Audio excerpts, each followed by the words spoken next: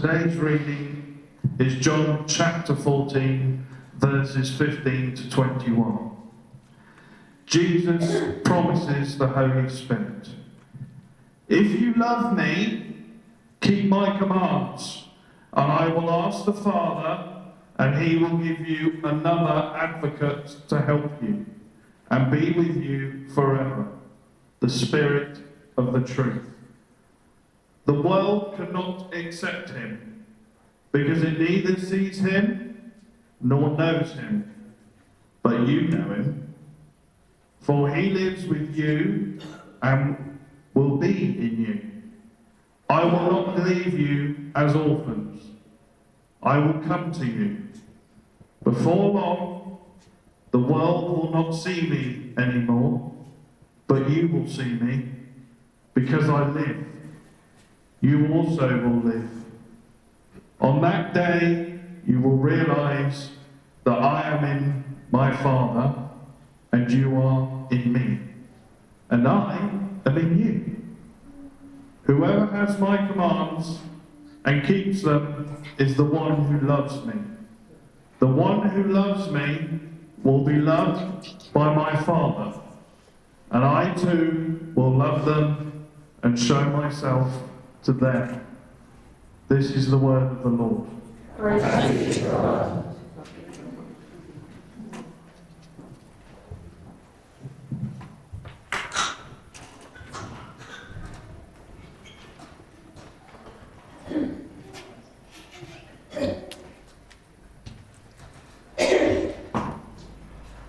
Well, where is it? Have you got it? What? Oh yes, I made a poster. A Well- wanted poster. What are you waiting for? Read it out! Wanted, Holy Spirit, aka Comforter, Advocate, Holy Ghost. Place of residence, everywhere. Forwarding address, heaven. Occupation, Comforter, always on the move. Always looking for new sinners to convert for God. Helps keep Christians on the straight and narrow. It doesn't sound too bad to me. Hold on, this character's dangerous. It's all been recorded in the Bible. Look at Stephen. There's evidence the Holy Spirit led him to his death. And Paul? You know why Paul was chased out of every town he ever entered? No, but I can guess. It was the Spirit. He was acting on the Spirit's instructions. And not just Paul, but all the early disciples were exactly the same. They turned the world upside down. So they acted on his instructions? Not just that, he equips them as well. Every supernatural gift you could imagine. Prophecy, to faith, to miracles, the works. So what exactly are these instructions? What does the Spirit say? Well, they vary from individual to individual. He knows every case personally. Are we safe here? Pretty safe. Model citizens. Strong tradition. A fairly level-headed bunch. As long as you're sure. Well, maybe I'd better warn them anyway. Now listen here. Watch out for the Holy Spirit. One of the first signs is this. He'll disrupt your routine. Like introducing drama into your services. And getting you involved with creative prayer. Then he'll talk to you. He'll tell you things about your personal life. And then he'll talk to you about things about your personal life. And if you listen, your life will never be the same. So, he could be here now. So don't say, I didn't warn you. Yeah, better safe than sorry.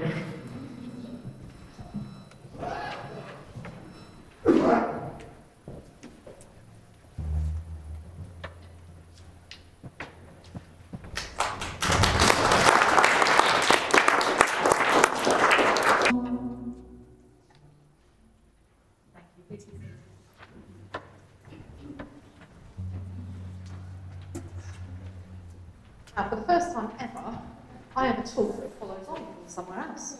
So last week, Brian preached on the first half of this chapter, and he talked about the amazing place that Jesus has prepared for us to go to.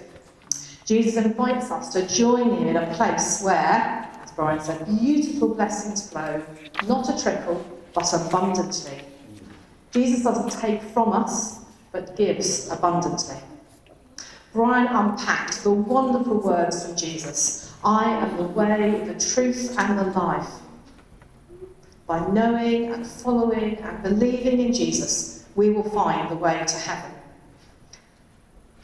Although Jesus is going to prepare a place, we have a life still to live, filled with miracles and spectacles. So I'm just going to pop back into last week's reading.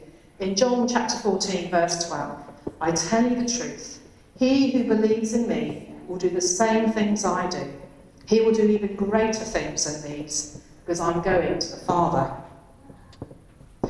Now, if I was one of those first disciples, I'd rather suspect I'd be wondering, how? How am I going to keep going without you? Saying goodbye is never easy, and it does come. And in those moments just before, it can feel overwhelming. Not only will Jesus not be with you, but he says if we believe, we will do the same things that he did, and even greater things. Now, Jesus performed miracles, raised from the dead, healed, calmed storms, fed thousands. So in today's world, this is where the link comes, Jesus was the ultimate superhero. I do need to apologise to Richard for giving him the most unlike Richard opening ever. Thank you. I wonder what superpower you wanted, because there's such a range to choose from. And we were having a great conversation at the front here, and we had all sorts of superpowers. And as Richard went through the list, I thought, oh yes, that's a good one. Oh, we quite like that one as well. So, whilst the Incredible Hulk and Wolverine can heal themselves, Angel can use his blood to heal those who have the same blood type. And a black tarantula can also heal terminal diseases and poisonings with a simple touch. And his abilities may even allow immortality. Storm, Thor, and Zeus can control the weather, usually by bringing forth rain or thunder and lightning to cause destruction rather than calm. There are even some superheroes who have held God mode, or the power of omnipotence. Now, I've had to spend some time with Google to find these things out. The one real expert I know is actually sat here this morning, and that's Abby. So if you want to know anything about superheroes, this Abby is the person to go to. Really, she should be here doing this bit, not me. But generally, they all have some flaws, or some level of acceptance, so they can't do everything. Or that their motivation is centred on themselves and not the benefit of humankind.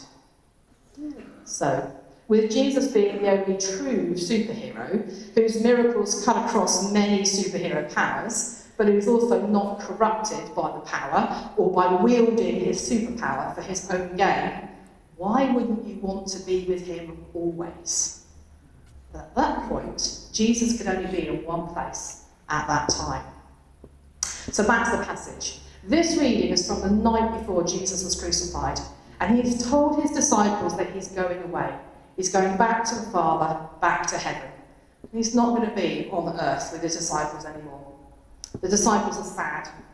They've had 3 years with Jesus, seeing those miracles, hearing his teaching, all those amazing things. But they've also just been with Jesus, eating, joking, spending time together as they walk along. All that is coming to an end, saying goodbye. The disciples are sad, and I suspect we would be too. Imagine if we got to be with Jesus here, in person, right now, and he says he's leaving. We wouldn't like it either. So he's comforted them with these words of reassurance about this special place he's going to, but they have to keep going here on earth. So Jesus gives them a promise. The disciples won't be on their own. Jesus says, I will ask the Father, and he will give you the AA. Now, does any driver here not know what the AA is? Give you wave if you're a driver and you don't know. So if you're out in your car and it stops working and it won't go anymore, you might need to ring the AA, the Automobile Association. I know other rescue services are available, but their letters don't help me make my point. So, the AA will come and help. They'll come and do what they can, and Jesus promises us the AA, but not a car breakdown service. The AA, another advocate. Another. It's a second, just like the first. If you have a bike and you get another bike, you'll have 2 bikes. That's another. The Spirit will be another. A separate but similar person to himself. The Spirit will take over the work that Jesus has been doing with the disciples. The reason they held firm in their faith for 3.5 years was because they were with Jesus. And we see in the Bible, the minute they lose sight of him, even when he was physically present, they begin to come apart. It was Jesus who upheld them, strengthened them, counselled them, ministered to them. And now he promises another who is coming to do the same work. An advocate. Now, imagine you're in a court. You're facing the judge and the jury. You don't stand alone. You have someone standing with you, your barrister, a solicitor, who is beside you, speaking for you, arguing your case. Another advocate is someone just like Jesus, who up until now had been the advocate of their disciples. He was with them. He was their helper, their advisor, their counsellor. But now another advocate is coming. The Spirit of truth, the Holy Spirit. So what does the Holy Spirit do? Jesus says he will be in you. So here's a glove. Rather a small glove because it's mine. And I'll put it down there. Now, can the glove do anything? Can it lift a glass of water? Can it wave? Can it open the door? No, it's just going to sit there. No matter how much we ask it or tell it, it can't do anything by itself. But if I put my hand in it, the glove can do lots of things. It can lift things, it can wave, it can open things. And the Holy Spirit is like that. He comes into us to help us to live for Jesus, to do the things we can't do by ourselves. He is the Spirit of Jesus living in you. So I've got a question for you. Who is the best footballer in the world? Who's the best footballer in the world? Haaland. Sorry? Haaland. Haaland. Never heard of him, sorry. But then again, you wouldn't expect me to. I've got written down Messi or Mbappe or Ronaldo, they're ones I've heard of. Now, I'm not great at football, as you well know, but I know Thomas, who comes to Explorers, is mad about football. Now, imagine that Messi could control Thomas. If he could control his legs to run to the right place at the right time, to kick the ball and to score goals, or to control his brain, his thinking, he'd be brilliant. He could play like him. Well, Jesus comes into our life by his Holy Spirit. Not to help make us better footballers, he'd have a big chance with me, but to help us to live like him. And a big part of living like Jesus is to love him and keep his commands, to do what he wants us to do. But it's not just demands and commands. Jesus gives us the help, the power, and the desire to do what he wants. So saying goodbye isn't easy. In John 16, later on the same evening, Jesus says it's better that he's going away. Well, how could that be? Well, think how the disciples met with Jesus. He could only be in one place at a time. If Jesus was in Jerusalem, then you had to be in Jerusalem to be with Jesus. If you were anywhere else, you weren't with him. But now that Jesus goes back to heaven, and he sends the Spirit to be with us and in us, and now we can have Jesus with us wherever we are. The ultimate superhero power living inside us. Whenever the car breaks down and won't go any further, you call the AA. You only need them when something goes wrong. But every Christian always has their AA, their another advocate with them. The one who is like Jesus, who stands with us, who is in us to help us and guide us. The hearts of these disciples are filled with anxiousness because because Jesus said, I'm going away and you'll see me no more. It was little comfort, probably, to them that another person, whom they knew very little about, was coming. How much comfort would it be for you if a departing loved one went, it's okay, Uncle Joe, who you've never met, is going to come and look after you. And you'd be like, okay, who's that then? Here Jesus deals with that concern. In verse 18, I will not leave you all alone like orphans. I will come to you. Yet a little while, and the world will see me no more. But you will see me, because I live. You will live also. In that day you will know that I am in my Father, and you in me, and I in you. The good news is that they wouldn't lose Jesus when the Spirit came. He would be back by means of the Spirit, and he would stay with them. When it reads, I will not leave you orphans, that's surely how they felt. The one they learned to love and trust was leaving them. But Jesus promises, when the Spirit comes, I will come with him. Here he puts his finger on what's probably the most wonderful truth about this anticipation, this coming of the Spirit. Because his primary work is to make Jesus real to his disciples.